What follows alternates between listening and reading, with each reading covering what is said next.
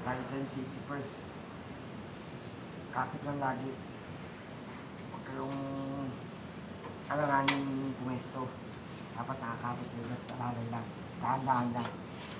Para lagi tayo na sa ingat lagi.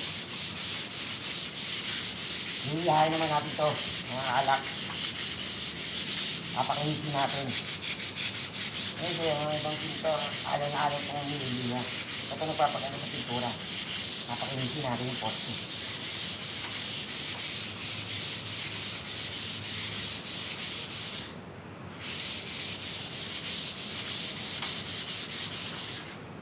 Yung apat na poste, hihihayin natin.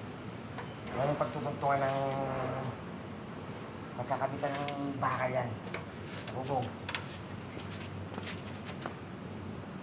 Good morning mga kalak. Sa ating katrabaho sa atin, ingat po.